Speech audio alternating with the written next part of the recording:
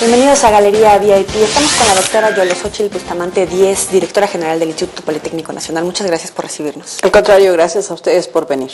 Esta gran institución que año con año tiene una gran demanda y está en crecimiento esta demanda. ¿En algún momento está o han sentido rebasada la capacidad del propio instituto debido a tantas solicitudes? Lo sentimos cada año. El año pasado, en mayo, presentaron el examen de admisión para el nivel superior 90,600 estudiantes cuando solamente teníamos disponibles alrededor de 22,500 lugares. O sea, cada año la cantidad de estudiantes que presentan el examen de admisión rebasa con mucho los sitios disponibles. Ese es un problema que por lo menos en la zona metropolitana, yo creo que las principales instituciones de educación superior lo vivimos. Tal vez en otras partes de la República no sea así, pero aquí lo estamos sufriendo la Universidad Nacional Autónoma de México, la UAM y nosotros. ¿Y qué tan castigados se sienten con el presupuesto? ¿Esto empeora la situación? Pues sí, porque las posibilidades de crecer para poder recibir a más estudiantes no son tan sencillas. Nosotros hemos logrado hacer algunos crecimientos gracias a convenios de colaboración que hemos signado con gobiernos estatales, lo cual nos ha permitido tener recursos frescos de los gobiernos estatales, recursos de la federación, para poder hacer esto, porque nuestro presupuesto no lo permitiría. Ahora han abierto nuevas posibilidades en Hidalgo, en León, a nivel bachillerato. Háblenos de esto. Sí, de hecho estamos abriendo 2 bachilleratos, uno en Hidalgo como parte de la ciudad del conocimiento y la cultura, y otro en la ciudad de León, en Guanajuato, como complemento a una unidad profesional interdisciplinaria de ingeniería que ya tenemos en esa zona. Nuestra unidad de nivel superior está en Silao, muy cerca de León. ¿Y cómo van a hacer para acercar al estudiantado a las fuentes de empleo? Porque si bien salen altamente capacitados, incluso a nivel técnico, a veces es difícil enlistarse ya a la hora de cumplir con una vacante, ser un nuevo empleado.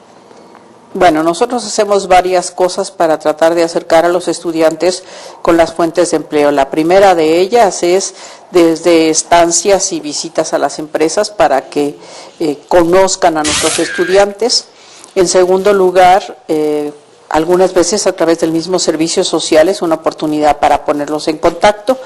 En tercer lugar, tenemos una bolsa de trabajo, una de tipo institucional y bolsas de trabajo que están ubicadas en cada una de las diferentes escuelas.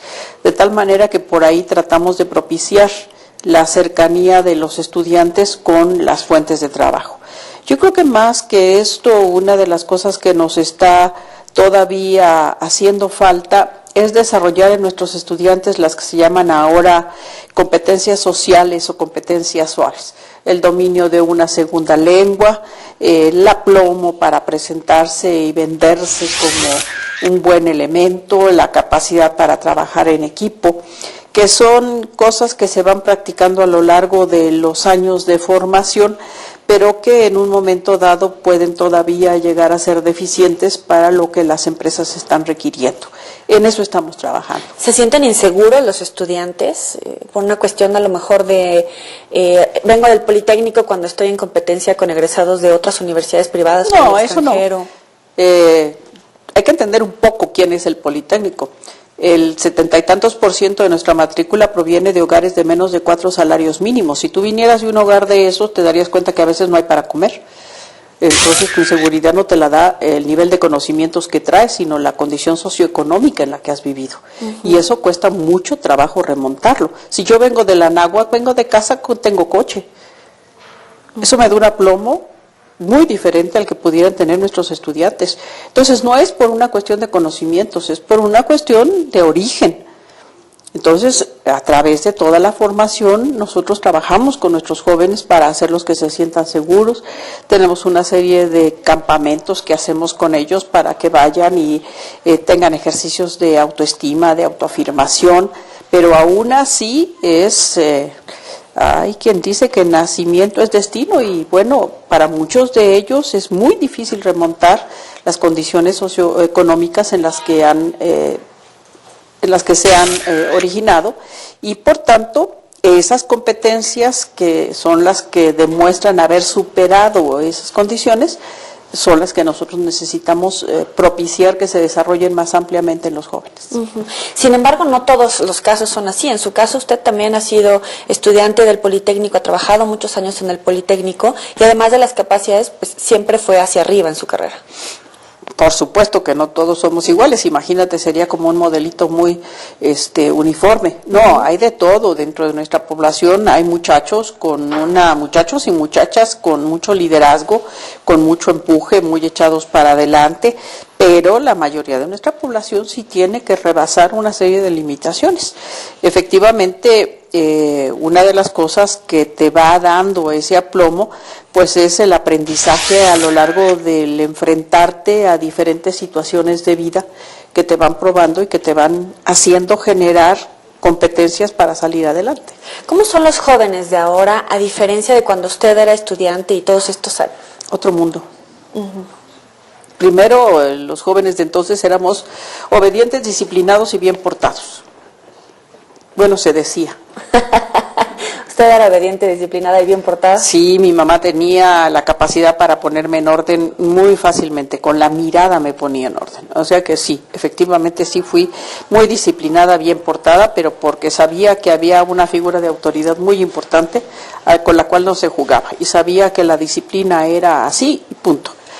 Pero a lo largo de los años se vino en los años 70 un cambio de paradigma con respecto a la educación de los jóvenes y entonces empezó con el mito de no le digas, no le hagas, no le tornes porque se va a traumar. Ajá. Los niños tienen derecho a todo, se lo merecen todo y ahora nos encontramos con una juventud irreverente que piensa que se merece todo y yo no estoy convencida de eso.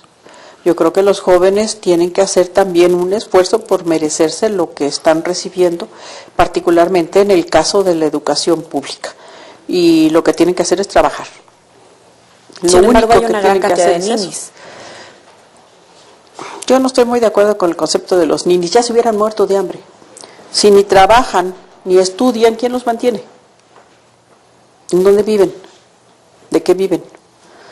Una gran cantidad de esos que se llaman ninis son mujeres, están en sus casas y lo que pasa es que no trabajan fuera de su casa, pero están desarrollando un trabajo doméstico que además no es remunerado. Sí hay una cantidad importante de jóvenes que no están formalmente trabajando y que no están estudiando y eso se debe a la falla del sistema para darle cobertura a todos los jóvenes. Traemos un rezago educativo muy importante de cerca de 30 millones de personas que no pudieron terminar en tiempo la formación que le correspondía de acuerdo con las diferentes edades. Uh-huh. Y más allá de su vida estudiantil, ¿qué es lo que a usted le gustaba cuando era joven? O sea, ¿de repente se iba de pinta? Sí, por supuesto. Sí, nada más que con una característica. Antes de irme le avisaba yo a mi mamá dónde iba. No contaba tanto como pinta. No, sí, era de pinta, simplemente la pinta significaba que no tomábamos clases al cuarto, decíamos el maestro no llegó, la ley del cuarto, nos íbamos de pinta, pero por parte de mi educación familiar, pues entonces hablaba yo a la casa y le avisaba a mi mamá, me voy a ir de pinta, si sabía a dónde le decía, y si no, pues todavía no sé, pero avisaba yo, con lo que fui además mucho más tranquila. Es usted la primera directora mujer del Instituto Politécnico Nacional y supongo que también de las mujeres que estudiaron alguna ingeniería en este instituto. ¿Cómo se vivía en ese momento que las mujeres ingresaran a las ingenierías? Esta fue siempre una institución en la que las ingenierías fueron las carreras predominantes y por muchos años las ingenierías fueron vistas como exclusivas para los hombres. Sin embargo, yo vengo de una escuela en el área médico-biológicas en donde siempre ha habido muchas mujeres. Uh-huh. Cuando yo estudiaba había mujeres, no en la proporción que en otras carreras como enfermería, por ejemplo, pero sí había suficientes mujeres mujeres en los grupos de todas las carreras, una de ellas la carrera de ingeniería, que en esa escuela era la única carrera de ingeniería, de tal manera que no nos percibían tan anormales, simplemente era una carrera más de las que estaban en la escuela. Si hubiéramos comparado en esa misma época con lo que ocurría en escuelas como ESIME o ESIA, sí, efectivamente, si había una mujer por generación era mucho. En esas otras áreas sí había una limitación muy importante para las mujeres. Fue mucho más adelante cuando empezaron a aumentar en número. Aún todavía hoy son carreras en donde la proporción de mujeres es la menor de todas las 3 áreas del conocimiento en que están las carreras del Politécnico. Uh-huh. Y en ese momento, ¿con la familia también de alguna manera estaban habituados o sí causó revuelo que usted quisiera estudiar una ingeniería? Era lo menos que podía yo hacer. No, mi padre estudió ingeniería y él esperaba que todos sus hijos hubieran sido ingenieros. Una no quiso serlo, se convirtió en educadora y después en trabajadora social, lo cual no le gustó a mi papá, pero mi hermano y yo somos ingenieros también, o sea que la idea de la ingeniería en mi casa era una idea común, como también era el que las cosas de la casa se hacían igual por los hombres que por las mujeres. En mi casa no había esa diferenciación. ¿Había algo que no le gustara hacer? Tender camas. Oiga, ¿y a usted estudió esta carrera por gran influencia de su familia, pero sí le gustaba eso o le hubiera gustado? Yo estudié ingeniería porque la carrera que yo quería estudiar desapareció. Yo quería estudiar químico-biólogo, pero para la época en que yo tenía que entrar a la carrera, esta la habían desaparecido, la fusionaron con otra carrera, desaparecieron esas dos y apareció la de ingeniería bioquímica, que era la que más se parecía a lo que yo quería estudiar, con lo cual hice muy feliz a mi papá porque ya fue una carrera de ingeniería, pero de rebote, ¿eh? De rebote. A mí lo que me interesaba era la bioquímica. ¿Y su mamá? Mi mamá maestra de primaria toda la vida, muy liberal, con la claridad de lo que uno estudiara, si le gustaba, eso estaba bien. Uh-huh. ¿Y qué tal los gustos de la música, la recreación, etcétera? Pues yo creo que amplios y diversos, pasando por el rock and roll y siguiendo por todo lo demás. ¿De mucho copete? Ay, pues en los años 50, cuando estaba yo terminando la secundaria y empezando la vocacional, si los hombres no traían copete, pues hubieran sido anormales. Ajá. ¿Y en su caso, algún momento de moda desfachatada? No sé. Por supuesto, yo usé por muchos años minifalda, en la época de la minifalda, los principios de los 60, no estaban tan mal las piernas y entonces me ponía yo minifalda, pero nada más, creo que ninguna otra cosa así muy alocada. Justamente con esto, una pausa comercial y regresamos con ustedes, no le cambien.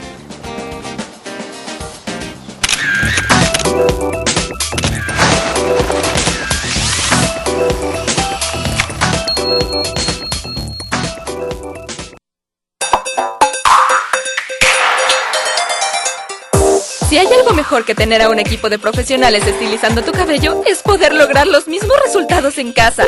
InStyler es el cilindro giratorio que mientras alacia, ondula y riza tu cabello, también le da maravilloso volumen y brillo. En minutos lo hará lucir igual de fabuloso que si hubieras pasado horas en el salón. No has visto nada igual. Dale volumen y brillo a tu cabello más rápido y fácilmente de lo que te imaginas. Mientras otros lo opacan y lo aplastan, InStyler le da cuerpo, vida y movimiento, dejándolo sedoso y manejable. InStyler lo hace todo. Alácialo, crea rulos y ondúlalo. InStyler te dará la confianza de caminar por el mundo como si fuera tu pasarela.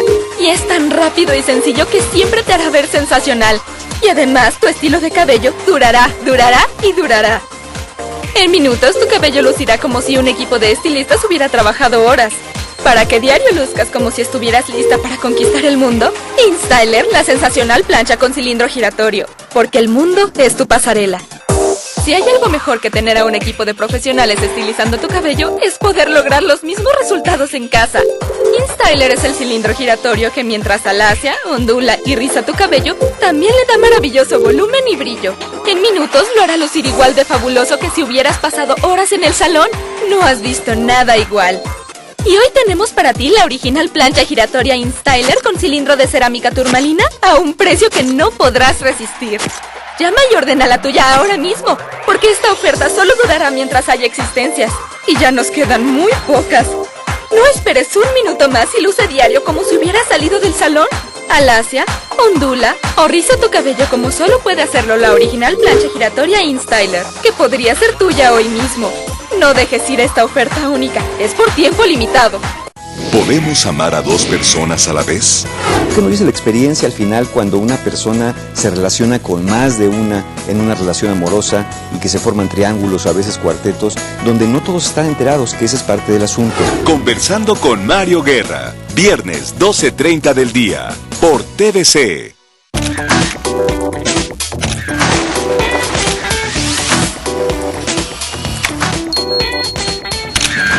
Gracias por seguir con nosotros. El Politécnico está viviendo su año número 76 de vida y usted está recién reestrenada para este trienio.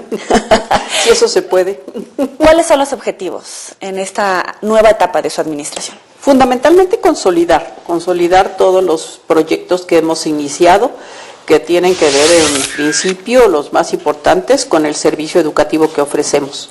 Lograr que el modelo educativo se consolide, que estemos ofreciendo un mejor servicio, aumentar la cobertura, aumentar la equidad con la que atendemos a nuestros estudiantes, de forma que una de nuestras principales actividades, una de nuestras actividades sustantivas, que es la de la docencia, la del servicio educativo, se vea reforzada y consolidada. Ese es uno. Nuestra segunda función sustantiva es la investigación. Ahí también estamos trabajando en hacer una revisión de la forma en que nos estamos desempeñando en ese campo. Nos interesa mucho el orientarnos hacia lo que son los desarrollos tecnológicos, aumentar el número de patentes, de tal forma que las posibilidades de contribución social que nuestro trabajo de investigación tenga sea mayor que lo que hasta ahora ha sido, en donde han predominado las publicaciones más que los desarrollos tecnológicos. Y nuestra tercera actividad sustantiva, que es lo que nosotros llamamos integración social, es decir, todo lo que tiene que ver con el entorno, nuestra relación con el entorno, es algo en lo que hemos desarrollado fuertemente el emprendurismo, la creación de empresas, hemos desarrollado la vinculación, logrando una interacción muchísimo más intensa con el sector productivo, tanto público como social, y dentro de este ámbito está también la movilidad de nuestros estudiantes, la internacionalización de nuestros campus. Esto es lo que nos interesa en este segundo trienio, consolidar de tal manera que dejemos una institución robustecida. ¿Nuevas carreras? Sí, es muy posible que aparezcan 2 o 3 carreras nuevas. Acabamos de sacar prácticamente 5 carreras en el trienio pasado, sobre todo del área de nivel medio superior y 2 del área de nivel superior. Yo pienso que en este trienio todavía pueden aparecer 2 o 3 carreras más. ¿En qué consiste el programa de Tecnópoli? Es una aceleradora, es una organización en donde nos vinculamos con empresas tractor, que vienen a nuestro campus y a través de ellas nos ligamos con nuestros investigadores para hacer desarrollos que generen posiciones innovadoras para los procesos que estas empresas tienen. Ellos sirven como para jalarnos y hacer que desarrollemos innovaciones que a ellos les sean útiles. Hablaba del objetivo de llevar al extranjero a los estudiantes, de prepararlos mejor. ¿Cómo van a reducir esa pérdida de capital humano cuando no encuentran fuentes de empleo al regreso a nuestro país? Generando empresas ellos mismos. Una de las cosas que estamos buscando es intensificar el carácter emprendedor de nuestros estudiantes.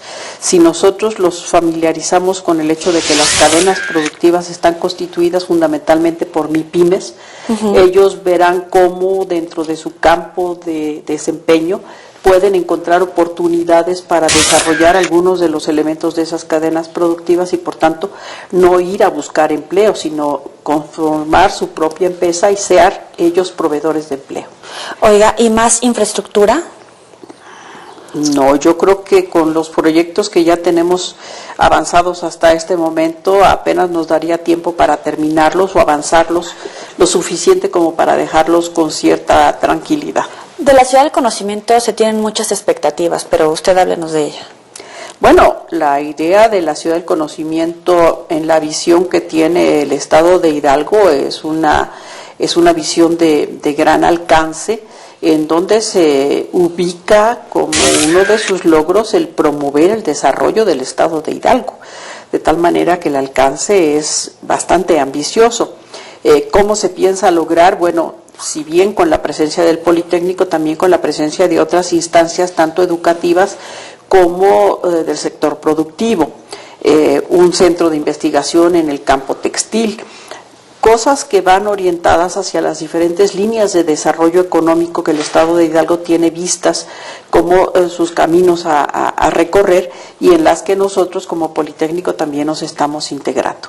Para nosotros va a representar, en el momento en que esté completado el proyecto, la sede más grande del Politécnico fuera de este campus. Oiga, antes del corte hablábamos acerca de su experiencia dentro del Politécnico, después en la esfera privada.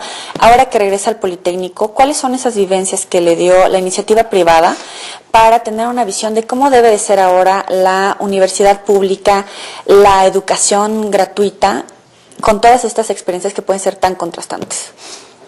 Yo creo que la estancia por 22 años en la industria te permite visualizar cuáles son los perfiles que tú estás buscando en aquellos que se van a integrar a tu cuerpo de trabajo.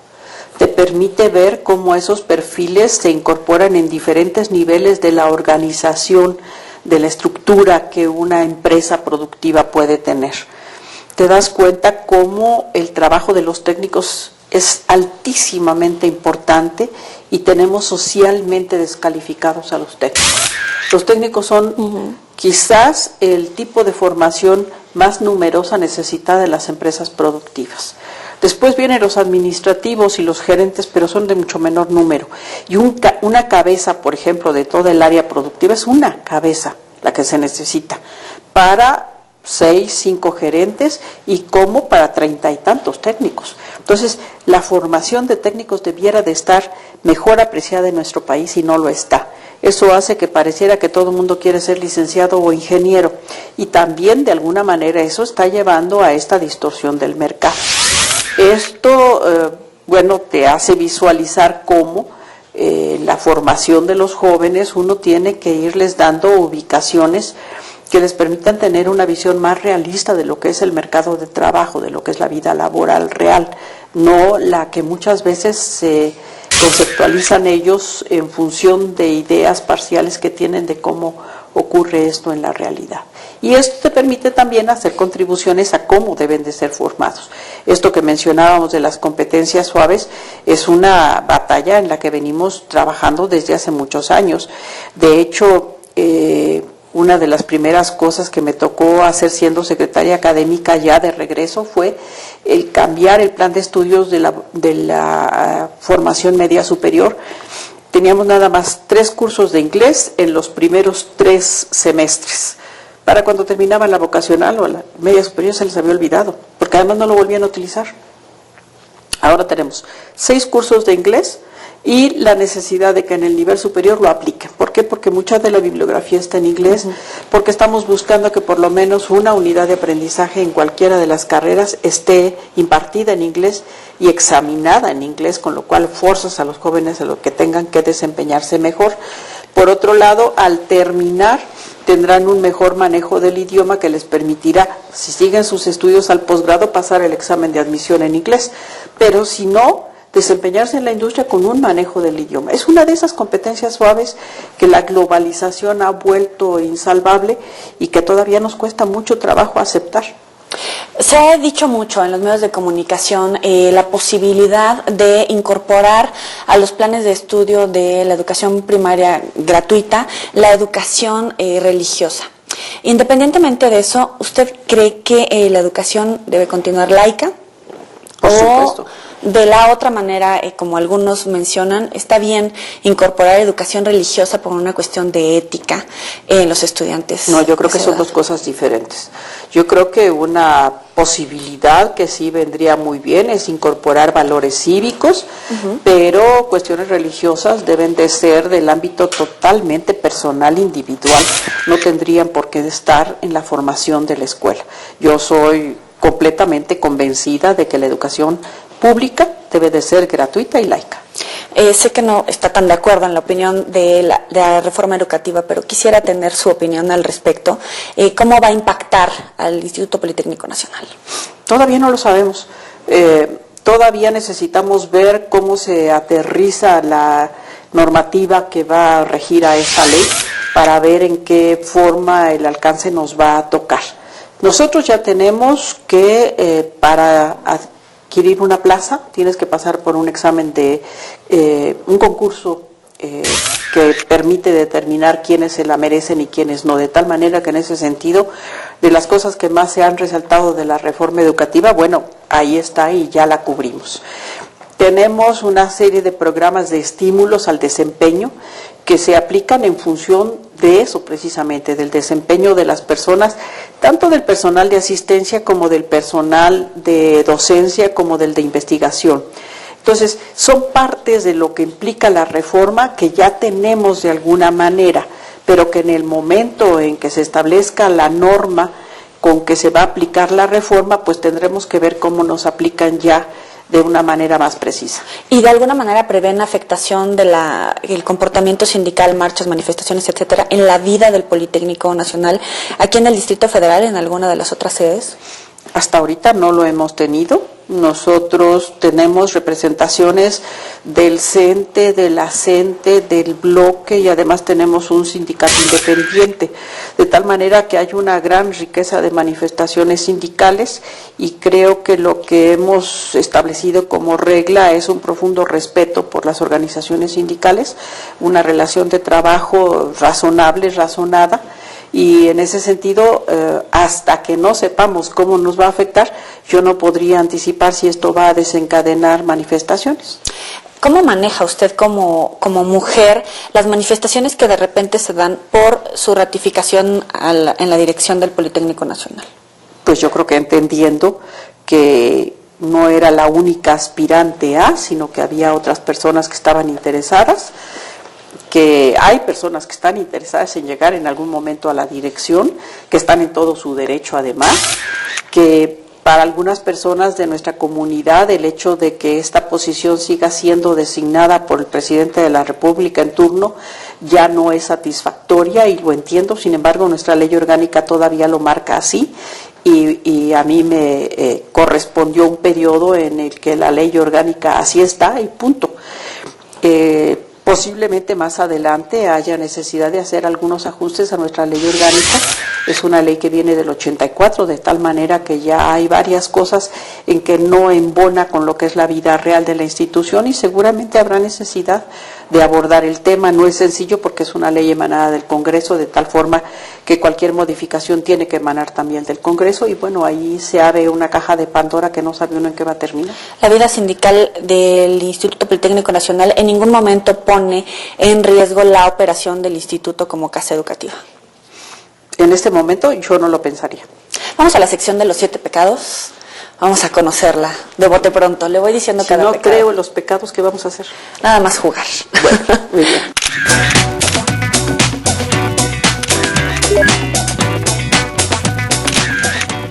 Avaricia. Acumular cosas. Envidia. Desear lo que no le merece uno. Ira. Cuando pierde uno el control por alguna cosa que no va como uno quiere. Gula. Esa sí la disfruto mucho. ¿Con qué? Como mucho. Me encanta comer. ¿Algún platillo en especial? Menú parejo. Lujuria.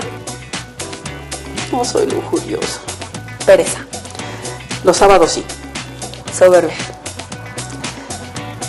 Creer que uno se la sabe de todas, cuando en realidad hay todos los días que aprender algo. Doctora, ¿qué significa Yolosochi? Flor del corazón. Con eso nos quedamos. Muchas gracias. Y gracias a ti. La directora del Instituto Politécnico Nacional en Galería VIP. Nos vemos la próxima. Pasen.